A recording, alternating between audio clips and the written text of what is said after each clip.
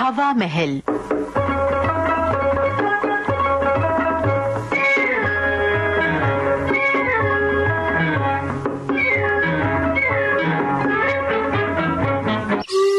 हवा महल में आज हमारी श्रृंखला सुनो कहानी।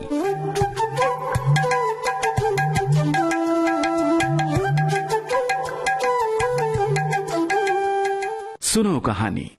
इस श्रृंखला के अंतर्गत मुंशी प्रेमचंद की कहानी मां का दूसरा भाग आज आपको सुनवा रहे हैं। वाचक स्वर ममता सिंह।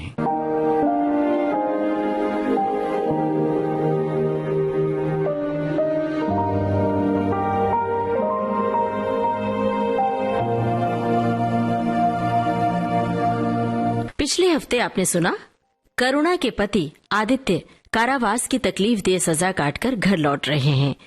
करुणा ने घर को गोबर से लीप पोतकर साफ सुथरा कर सजाया है। करुणा खुशी से विह्वल है, लेकिन पति आदित्य के चेहरे से खुशी कहीं विलुप्त हो चुकी है। उन्हें एक बड़ी बीमारी ने अपनी गिरफ्त में ले लिया है। करुणा ये बात जानते ही वैद्य के पास उन्हें ले जाना चाहती है, लेकिन आदित्य उसे अपने समीप बैठे रहने को कहते हैं। वे करुणा से बहुत सारी बातें कहना और सुनना चाहते हैं। करुणा से कुछ पूछना चाहते हैं। क्या है सवाल, सुनिए इस कड़ी में।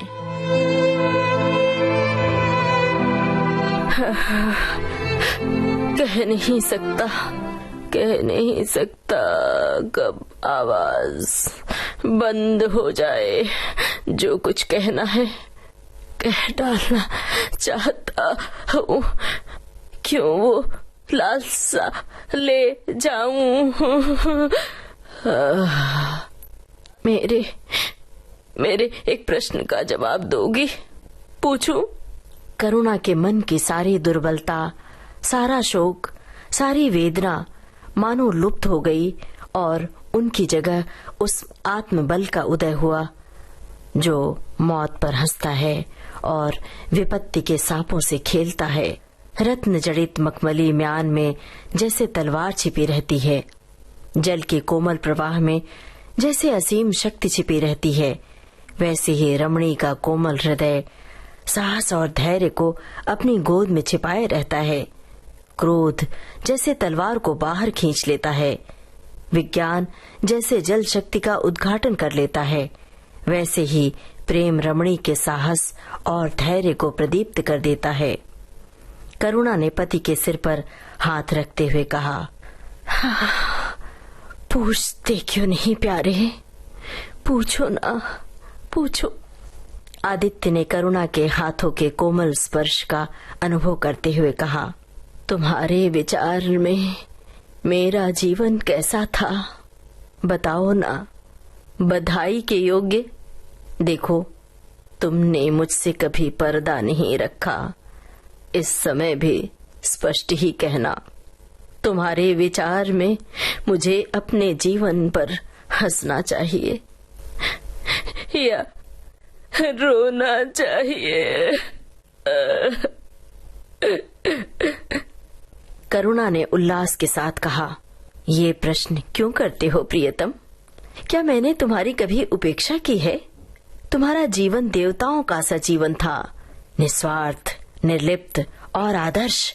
विघ्न बाधाओं से तंग आकर मैंने तुम्हें कितनी ही बार संसार की ओर खींचने की चेष्टा की है, पर उस समय भी मैं मन में जानती थी कि तुम्हें ऊंचे आसन से गिरा रही हूँ। अगर तुम माया मोह में फंसे होते, कदाचित मेरे मन को अधिक संतोष होता, लेकिन मेरी आत्मा को वो गौरव और उल्लास न होता जो इस समय हो रहा है। मैं अगर किसी को बड़े से बड़ा आशीर्वाद दे सकती हूँ तो यही होगा कि उसका जीवन तुम्हारे जैसा हो, तुम्हारे जैसा। ये कहते कहते करुणा का आभाहीन मुखमंडल ज्योतिर्मय हो गया, मानो उसकी आत्मा दिव्य हो गई हो। आदित्य ने सगर्व नेत्रों से करुणा को देखकर कहा, बस अब मुझे संतोष हो गया करुणा। इस बच्चे की ओर से मुझे कोई शंका नहीं है। मैं उसे इससे अधिक कुशल हाथों में नहीं छोड़ सकता। मुझे विश्वास है कि जीवन का ये ऊंचा और पवित्र आदर्श सदैव तुम्हारे सामने रहेगा। अब मैं मरने को तैयार हूँ।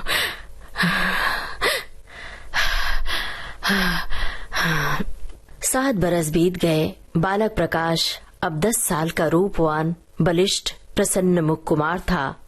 बला का तेज, साहसी और मनस्वी। भय तो उसे छू भी नहीं गया था। करुणा का संतप्त हृदय उसे देखकर शीतल हो जाता। संसार करुणा को अभागिनी और दीन समझे, वो कभी भाग्य का रोना नहीं रोती। उसने उन आभूषणों को बेच डाला जो पति के जीवन में उसे प्राणों से भी प्रिय थे, और उस धन से कुछ गायें और भैंसें मोल ली। वो कृषक की बेटी थी और गोपालन उसके लिए कोई नया व्यवसाय न था। इसी को उसने अपनी जीविका का साधन बनाया। विशुद्ध दूध कहाँ मयस्सर होता है, सब दूध हाथों हाथ बिक जाता। करुणा को दिन रात काम में लगे रहना पड़ता, लेकिन वो प्रसन्न थी। उसके मुख पर निराशा या दीनता की छाया नहीं, संकल्प और साहस का तेज है। उसके एक एक अंग से आत्मगौरव की ज्योति सी निकल रही है। आंखों में एक दिव्य प्रकाश है, गंभीर, अथाह और असीम। सारी वेदनाएं, वैधव्य का शोक और विधि का निर्दय प्रहार, सब उस प्रकाश की गहराई में विलीन हो गए हैं। प्रकाश पर वो जान देती है। उसका आनंद, उसकी अभिलाषा, उसका संसार, उसका स्वर्ग सब प्रकाश पर न्यौछावर है। पर ये मजाल नहीं कि प्रकाश कोई शरारत करे और करुणा आंखें बंद कर ले। नहीं, वो उसके चरित्र की बड़ी कठोरता से देखभाल करती है। वो प्रकाश की माँ ही नहीं, माँ पिता दोनों है। उसके पुत्र स्नेह में माता की ममता के साथ पिता की कठोरता भी मिली हुई है। पति के अंतिम शब्द अभी तक उसके कानों में गूंज रहे हैं। वो आत्मोल्लास जो उनके चेहरे पर झलकने लगा था, वो गौरवमयी लाली जो उनकी आंखों में छा गई थी, अभी तक उसकी आंखों में ताजा है। निरंतर पति चिंतन ने आदित्य को उसकी आंखों में प्रत्यक्ष कर लिया है। वो सदैव उनकी उपस्थिति का अनुभव किया करती है। उसे ऐसा जान पड़ता है कि आदित्य की आत्मा सदैव उसकी रक्षा करती रहती है। उसकी यही हार्दिक अभिलाषा है कि प्रकाश जवान होकर पिता का पदगामी हो। संध्या हो गई थी। एक भिखारिन द्वार पर आकर भीख मांगने लगी। करुणा उस समय गऊं को सानी दे रही थी। प्रकाश बाहर खेल रहा था। बालक ही तो था। शरारत सूझी, घर में गया और कटोरे में थोड़ा सा भूसा लेकर बाहर निकला। भिखारिन ने अपनी झोली फैला दी। प्रकाश ने भूसा उसकी झोली में डाल दिया और जोर जोर से तालियां बजाता हुआ भागा। भिखारिन ने अग्निमय नेत्रों से देखकर कहा, वाह रे लाडले वाह, मुझसे हंसी करने चला है। यही माँ बाप ने सिखाया है, तब तो खूब कुल का नाम जगाओगे। करुणा उसकी बोल सुनकर बाहर निकल आई और पूछा, क्या बात है माता, किसे कह रही हो ये? भिखारिन ने प्रकाश की तरफ इशारा करके कहा, वो देखो तुम्हारा लाडला है ना, देखो कटोरे में भूसा भरकर मेरी झोली में डाल गया है। चुटकी भर आटा था, वो भी मिट्टी में मिल गया। कोई इस तरह से दुखियों को सताता है, हैं? सबके दिन एक से नहीं रहते। आदमी को घमंड नहीं करना चाहिए। करुणा ने कठोर स्वर में पुकारा, प्रकाश, प्रकाश, यहाँ आओ।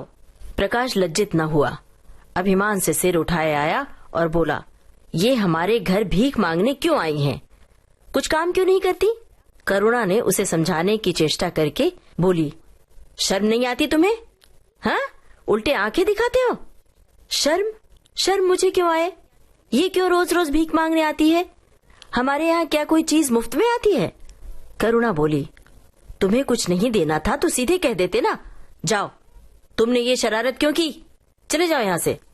अगर मैं ऐसा नहीं करता तो उसकी आदत कैसे छूटती? करुणा ने बिगड़ कर कहा, तुम अब पिटोगे मेरे हाथों। प्रकाश बोला, पिटूंगा क्यों? आप जबरदस्ती पीटेंगी? दूसरे मुल्कों में अगर कोई भीख मांगे तो कैद कर लिया जाता है, ये नहीं कि उल्टे भीख मांगने वालों को और शह दिया जाए। प्रकाश की इस बात से करुणा निरुत्तर हो गई। बूढ़ी औरत को तो उसने आटा दाल देकर विदा कर दिया, लेकिन प्रकाश का कुतर्क उसके हृदय में फोड़े की तरह टीसता रहा। इसने ये धृष्टता, ये अभिनय कहाँ से सीखा भला? रात को भी उसे बार बार यही ख्याल सताता रहा। आधी रात के आसपास एकाएक प्रकाश की नींद टूटी तो देखा लालटेन जल रही है और करुणा बैठी बैठी रो रही है। प्रकाश उठ बैठा और बोला, अम्मा, अभी तक तुम सोई नहीं? करुणा ने मुंह फेर कर बोला, नींद नहीं आई। तुम कैसे जाग गए? हाँ, प्यास तो नहीं लगी है? प्रकाश बोला, नहीं अम्मा, न जाने क्यों आंख खुल गई। मुझसे आज बहुत बड़ा अपराध हो गया अम्मा। करुणा ने उसके मुख की ओर स्नेह के नेत्रों से देखा। प्रकाश बोला, अम्मा, मैंने आज उस बूढ़ी औरत के साथ बहुत नटखटी की, मुझे माफ कर दो, फिर कभी ऐसी शरारत नहीं करूंगा। ये कहकर वो रोने लगा। करुणा ने स्नेह सिक्त होकर उसे गले लगा लिया और उसके कपोलों का चुंबन करके बोली, बेटा, मुझे खुश करने के लिए ये कह रहे हो ना? यह तुम्हारे मन में सचमुच पछतावा हो रहा है? प्रकाश ने सिसकते हुए कहा, नहीं अम्मा, मुझे दिल से अफसोस हो रहा है। अब की वो बुढ़िया आएगी ना, तो मैं उसे खूब सारे पैसे दे दूंगा। करुणा का हृदय मतवाला हो गया। ऐसा जान पड़ा आदित्य सामने खड़े बच्चे को आशीर्वाद दे रहे थे और कह रहे थे, करुणा, क्षोभ मत कर, प्रकाश अपने पिता का नाम रोशन करेगा, तेरी संपूर्ण कामनाएं पूरी हो जाएंगी। लेकिन प्रकाश के कर्म और वचन में मेल न था और दिनों के साथ उसके चरित्र का ये अंग प्रत्यक्ष होता जा रहा था। ज़हीन तो था ही वो, विश्वविद्यालय से उसे वजीफे मिलते थे। करुणा भी उसकी यथेष्ट सहायता करती रहती थी, फिर भी उसका खर्च पूरा न पड़ता था।